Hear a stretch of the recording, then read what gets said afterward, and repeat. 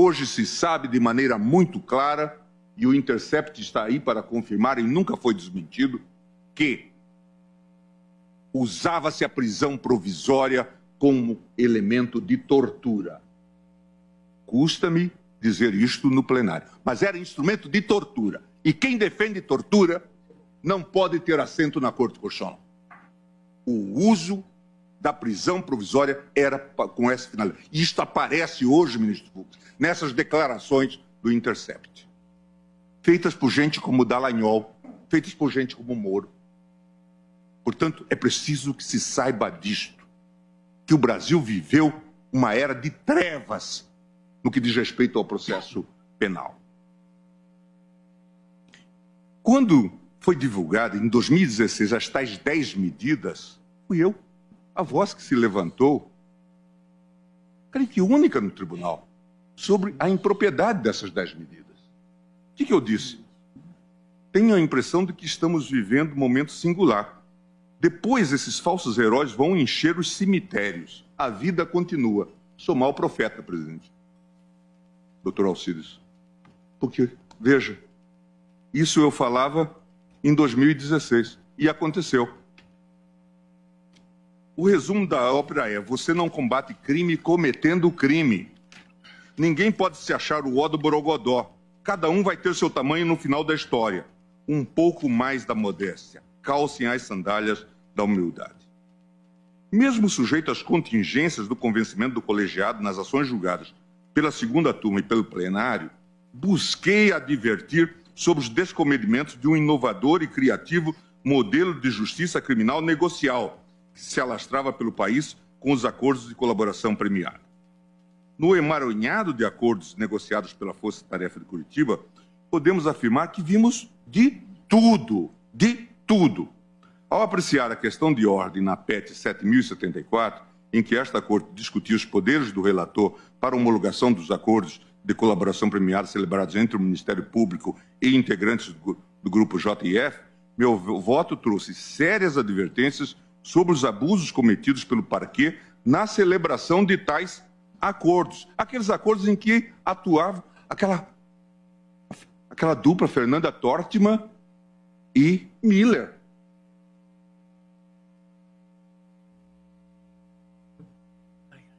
E o doutor Janot com a sua sobriedade característica. Como ele confessa em livro que acaba de lançar. Eu citei, então, não vou cansá-los, todas as medidas extra-legem que se tomaram neste acordo. Depois, o acordo de Sérgio Machado. Notabilizou-se por ser talvez o mais engenhoso e inventivo que a Lava Jato pode ter produzido. O acordo colocava, a salvo da recuperação de ativos, bens em nome de familiares, especialmente dos filhos do colaborador. De forma flagrantemente contra a legem, previa que o Ministério Público se comprometia a postular que as sentenças em ações de improbidade administrativa ajuizadas contra o colaborador teriam natureza meramente declaratória. Poderia complementar esse inventário com outras pérolas. O ciclo de engenhosidades parece ter atingido seu ápice na previsão de novos regimes de execução de pena privativa de liberdade não imaginados pelo legislador. O mesmo acordo de Sérgio Machado previa a obrigação de o delator cumprir a sentença de prisão em sua própria residência particular durante o período negociado, sendo-lhe permitido sair da residência em 8 dias por ano por um período de 6 horas contínuas. O acordo continha como anexo um rol de 27 amigos e familiares que poderiam visitar a residência. Já o acordo de João Cerqueira de Santana Filho estipulava que o réu deveria ficar apenas das 20 às 6 horas em sua casa, sendo autorizadas viagens para o exterior para o tratamento de saúde.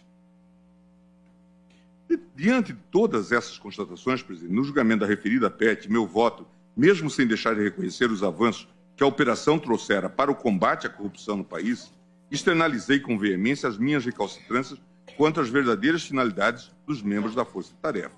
Nesse sentido, destaquei à época a preocupação da Operação Lava Jato em produzir volume de investigações com ou sem futuro parece ter se tornado, com as vênias de estilo ou sem vênias, um dos objetivos do grupo de trabalho da Procuradoria-Geral.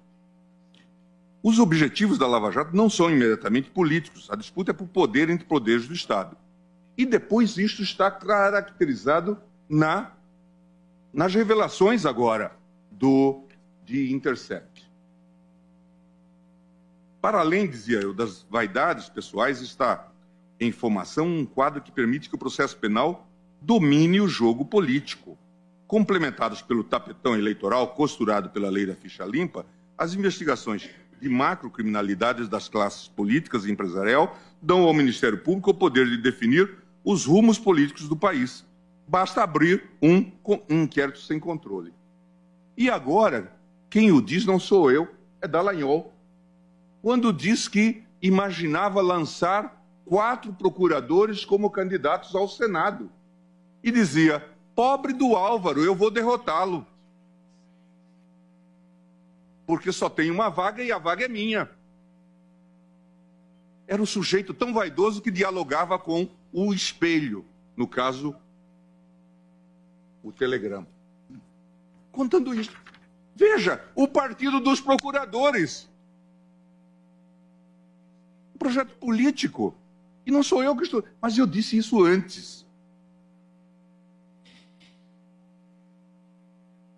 Na apreciação do HC 143.333, impetrado por Antônio Palocci, dediquei parte do meu voto a denunciar que a corrupção já havia chegado à Procuradoria. E falei dos episódios Miller, Fernanda Tortman e tudo o mais. Em 16 de março de 2009, ainda antes de serem reveladas as mensagens do The Intercept, o tribunal julgou o inquérito 4435, quarto agravo regimental, no qual se discutia a extensão da competência da Justiça Eleitoral para julgar crimes comuns conexos aos eleitorais, previsto no inciso 4º do artigo 109 da Constituição e no inciso 2, artigo 35 do Código Eleitoral. Mais uma vez, não me furtei a denunciar. Seu relator, ministro Marco Aurélio.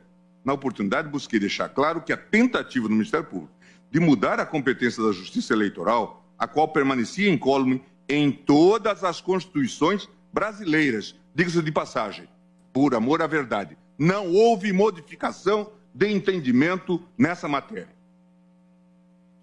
Eu disse, é preciso o combate à corrupção dentro do Estado de Direito. Não se pode combater a corrupção cometendo crimes, ameaçando pessoas, exigindo delações ou fazendo acordos, tendo irmão como dono de escritório porque passa as delações. Tudo isso não é compatível com a ordem do Estado de Direito. Assim se instalam as milícias brasileiras. Esquadrão da Morte é fruto disto. É preciso ter cuidado. Quem investiga tem que observar o Estado de Direito. Conúbio entre julgador e polícia pode ter até algum fetiche, até de índole sexual. Moderação aqui.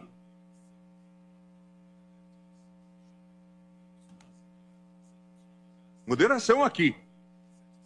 O julgador é órgão de controle, não é órgão de investigação. Tenho minha consciência tranquila, presidente, que desde as fases iniciais da operação, ainda em 2014, exerci de forma responsável o controle jurisdicional dos atos praticados pela Polícia Judiciária, pelo Ministério Público e pelo próprio Poder Judiciário relacionados à apuração de fraudes no sistema Petrobras. Mas, presidente, é muito interessante agora a análise, e eu não vou ter tempo de fazer isto de maneira aprofundada, certamente terei em outras oportunidades, das mensagens que vêm do The Intercept. Não parece haver dúvida de que o juiz Moro era o verdadeiro chefe da força-tarefa de Curitiba. Em diversos momentos, o magistrado direcionou a produção probatória nas ações penais e aconselhou a acusação, inclusive indicando testemunhas e sugerindo a juntada de provas documentais. Quem acha que isto é normal, certamente não está lendo a Constituição e o nosso Código de Processo Penal. Ao apreciar a denúncia formulada contra o suposto operador Zvi Skornik, Moro deu por falta de provas de um suposto depósito em favor de Eduardo Musa, que seria determinante para a recepção da denúncia. Como um verdadeiro coach da acusação, o juiz avisou a Deltan, o qual, tratando com os demais procuradores, informou que tem um depósito em favor de Musa e, se for por lapso, que não foi incluído, ele vai receber amanhã e dá tempo. O magistrado ainda tinha a função estratégica de sugerir aos procuradores a ordenação das fases da operação, considerando, é claro, o seu interesse midiático. O quadro de esquizofrenia nas funções de juiz não chega a passar despercebido pelos próprios membros da Força Tarefa. Em mensagem atribuída à doutora Monique Schecker, a procuradora demonstra ter clareza que Moro viola sempre o sistema acusatório e é tolerado por seus resultados, aqui no Intercept. Aqui não há como deixar de reconhecer que a própria dignidade dos membros do Supremo foi vilipendiada, presidente, em diversos episódios desta triste tragédia. Em um dos lamentáveis episódios descobertos, após a Polícia Federal ter anexado aos autos um processo da Lava Jato, indícios probatórios envolvendo autoridades com foro no STF, Moro e Deltan, com o apoio da Procuradoria-Geral da República, articularam a escolha do qual inquérito o juiz deveria encaminhar para o STF. Falei com Pelela. Ele disse que se resolve com a remessa dos autos. Ajustei mandar Odebrecht e disse que manteríamos Suvi e Santana, com o que ele concordou. E disse que cindirão e devolverão. E confidenciou que na próxima semana a pressão se transferirá para lá e esquecerão isso. Quanto à decisão de ontem, ele disse que certamente as coisas se acalmarão. Isso para não falar, presidente, das investidas dos membros da Força Tarefa para investigar ministros do Supremo. Em outro célebre diálogo, Dallagnol, sem o menor pudor, pede ao ex-chefe de gabinete da PGR, o Pelela, o endereço do presidente Dias Toffoli, a fim de trabalhar em dados de inteligência. Pelela queria refletir em dados de inteligência para eventualmente alimentar vocês. Sei que o competente é o PGR, risos, mas talvez possa contribuir com vocês com alguma informação, acessando umas fontes. Você conseguiria, por favor, descobrir o endereço do apartamento do Toffoli, que foi reformado? Era para envolvê-lo, presidente, na delação da OAS. Era disso que se tratava. Como denominar isto, presidente? Como denominar isto? Poucos dias depois, pede-se de novo a informação. E Pelela dirá, não é apartamento, é casa onde Toffoli mora. E fornece o endereço. É disso que nós estamos falando, presidente. Essas insinuações parecem ter atingido seu grau máximo quando, insatisfeitos com a concessão de ordem em sede de habeas corpus, os membros da Força Tarefa, em um evidente delírio, elucubraram que eu seria beneficiário de contas e cartões de créditos mantidos na Suíça. Na ocasião, a possibilidade de membros do MP apurar dados a respeito do ministro do Supremo é tratada com ironia e desdém. Vai que tem um para o Gilmar Mendes. Para o Gilmar. Diz o procurador Roberto Pozobon. Aparentemente, nem os relacionamentos entre os membros dessa Suprema Corte escapavam ao conhecimento dos membros da Força Tarefa, que previamente já contavam com os votos e posicionamentos de cada um de nós. Em uma das anedotas assaz curiosas, Dallagnol conta para os procuradores que Fux disse quase espontaneamente que Theory fez queda de braço com Moro e viu que se queimou, portanto não podia lutar contra Moro. Dallagnol teria revelado ainda que os procuradores do Lava Jato podiam contar com ele, com Fux, com o que fosse preciso. Ao saber do diálogo, Moro sagra. In Fux we trust. Até o próprio relator dos processos da Operação Lava Jato no STF, que sempre se destacou pela sua mais absoluta integridade e isenção nos seus posicionamentos, era taxado como um juiz conivente com a organização criminosa de Curitiba. Em outra conversa, Deltan aponta: caros, conversei 45 minutos com o Fachin. Ahá, o Fachin é nosso. Sequer a ministra Carmen Lúcia foi poupada. Após tomarem ciência de uma DPF ajuizada pela Rede de Sustentabilidade, houvera sido distribuída à eminente ministra, os procuradores não revelam nenhum pudor ao acusá-la de frouxa. A configuração de um quadro sistemático e reiterado de ofensas à legalidade e aos princípios constitucionais da ampla defesa dos investigados tornou-se incontroversa com o desvendamento de uma verdadeira máquina de provas ilícitas que era utilizada pela Lava Jato, muitas vezes de forma espúria e para enganar o Judiciário e o próprio Supremo Tribunal Federal. As informações reveladas dão conta de que a Força Tarefa utilizou sistematicamente contatos informais com autoridades na Suíça, em Mônaco, e contatos com a Receita. Veja que aqui há uma passagem que eu estou omitindo de uma conversa entre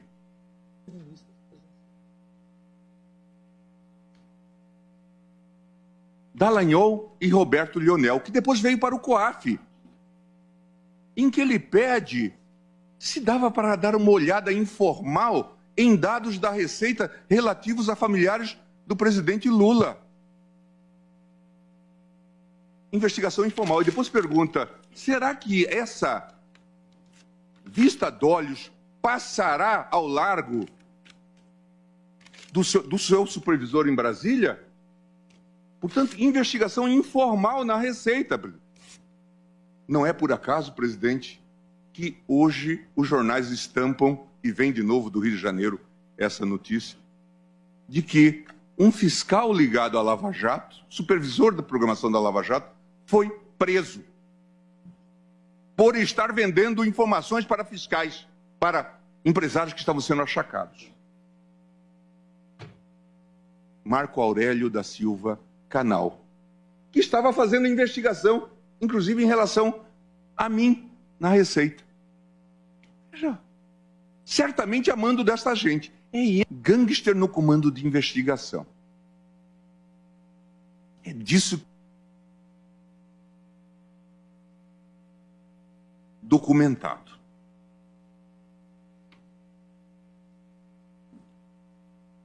Voltar, presidente.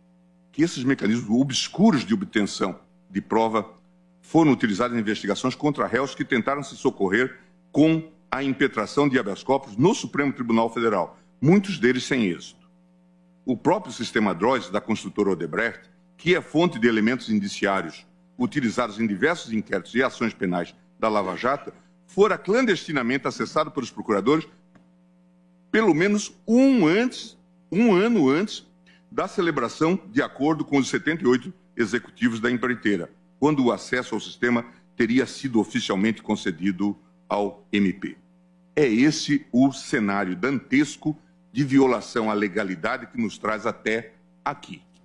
Parece-me ter chegado o momento de fazermos uma avaliação crítica de postura desta Corte Constitucional.